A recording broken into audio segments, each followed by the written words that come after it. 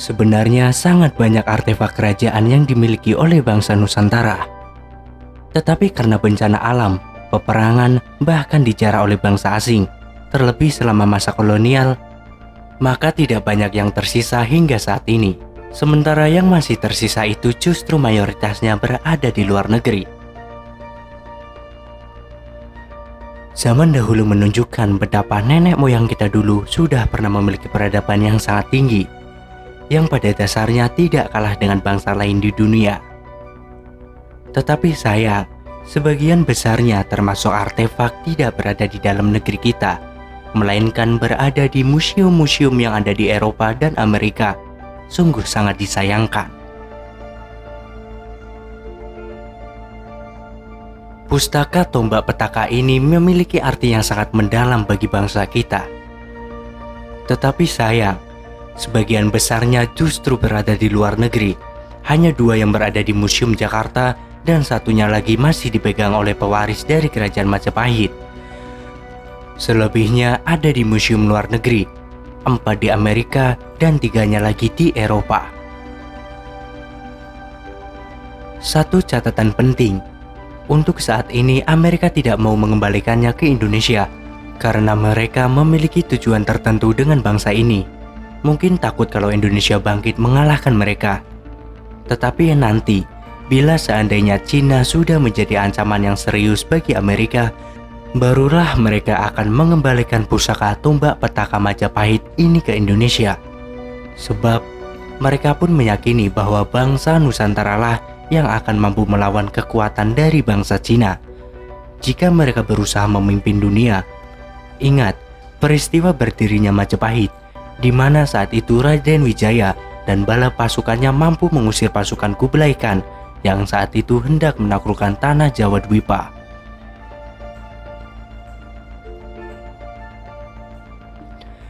Nusantara akan kaya seni dan budaya. Salah satunya adalah musik dan tarian. Setiap wilayah yang ada di Nusantara, baik desa maupun provinsi, memiliki keanekaragaman musik dan tarian daerah. Setiap daerahnya memiliki ciri khas masing-masing, sehingga semakin memperkaya khazanah bangsa ini. Ya, bangsa ini sangat kaya dengan seni dan budayanya, bahkan bisa dikatakan yang paling kaya di dunia. Bahkan pula apa yang ada di Nusantara tidak akan terdapat dimanapun. Jangankan ada, untuk bisa memainkannya saja mereka tidak bisa. Tetapi di Nusantara, banyak sekali seni dan budaya dari bangsa lain justru berkembang pesat di negeri ini. Bahkan tidak jauh berbeda di negara asalnya. Itulah kelebihan bangsa ini. Jika sudah diajari maka akan mudah memahami, bahkan bisa melebihi gurunya sendiri, yang semuanya itu berangkat dari karakteristik dan sifat cerdas yang telah diwariskan nenek moyang kita. Inilah beberapa contoh budaya yang ada di Nusantara. Yang pertama, tarian bedoyo Ketawang. Mulanya, seni tari bedoyo merupakan tarian pembuka dalam menyambut tamu-tamu penting pada zaman Kerajaan Majapahit. Lalu diteruskan pada masa Kesultanan Mataram Islam. Pada masa kesultanan ini, tarian bedoyo lebih menceritakan tentang kisah asmaranya antara Sultan dengan Nyi Roro Kidul, di mana hal mistis ini diyakini oleh sebagian besar masyarakat di Jawa Tengah yang melakukannya secara ritual. Namun seiring dengan perkembangnya zaman, tari bedoyo kini disuguhkan hanya untuk sukacita serta kepuasan batin. Bagi para penari, ada peraturan yang lebih ketat lagi, sebab menurut adat kepercayaan, mereka ini akan langsung berhubungan dengan Kanjeng Ratu Kidul. Karena itu mereka juga selalu harus dalam keadaan suci, baik pada masa-masa latihan maupun pada waktu pagelaran. Sebagian telah diyakini bahwa Kanjeng Ratu Kidul hanya dapat dirasakan kehadirannya oleh mereka yang langsung disentuh atau dipegang, bila cara menarinya masih kurang betul. Oleh karena itu, pada setiap latihan yang diadakan pada hari-hari Angkara Kasih, Selasa Kliwon, setiap penari dan semua pemain gemelang beserta suarawatinya harus selalu dalam keadaan suci. persiapan-persiapan untuk sesuatu pergelaran bedoyo harus dilakukan sebaik-baiknya. Menurut kitab Witbra Pradangga, yang dianggap sebagai pencipta tarian Bendoyo Ketawang adalah Sultan Agung 1613 sampai 1645 Masehi, raja ke-1 dan terbesar dari kerajaan Mataram Islam bersama Kanjeng Ratu Kencana Sari. Penguasa Laut Selatan yang juga disebut Kanjeng Ratu Kidul.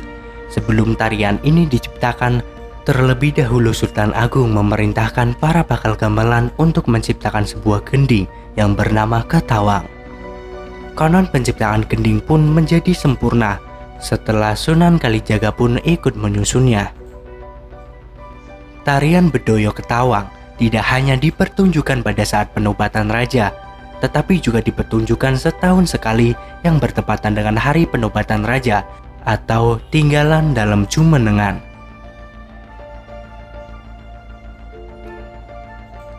Kemudian alat musik gamelan.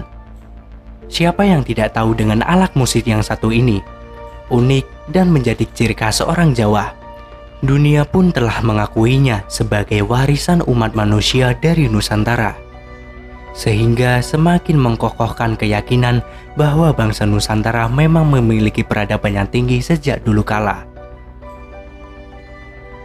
Gamelan adalah ensembel musik yang biasanya menonjolkan metalofon, gambang, gendang, dan gong.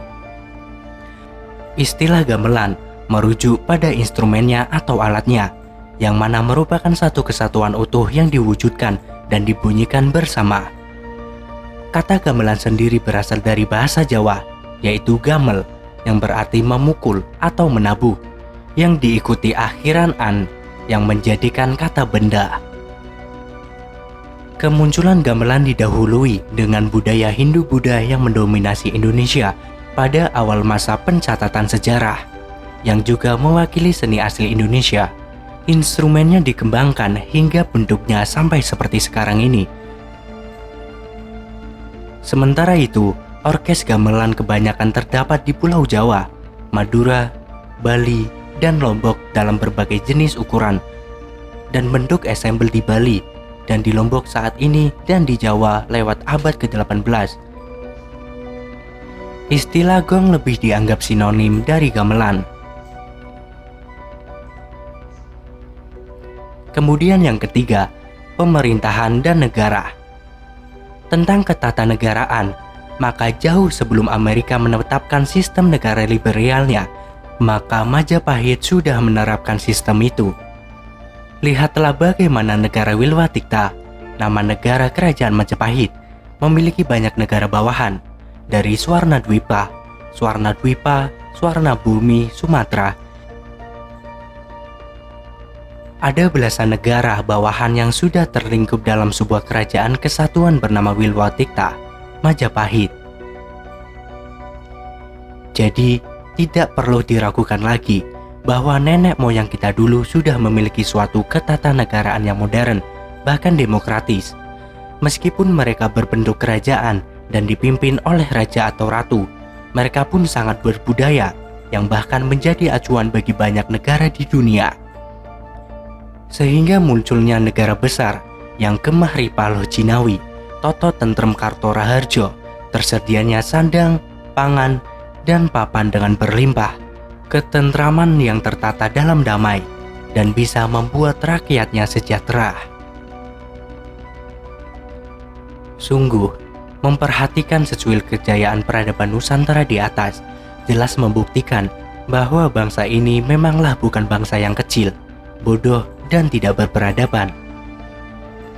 Dari dulu bangsa Nusantara bukanlah bangsa yang selama ini dalam imajinasi orang-orang pesimis yang berperanggapan hanya sebagai manusia yang telanjang badan dan hidup primitif.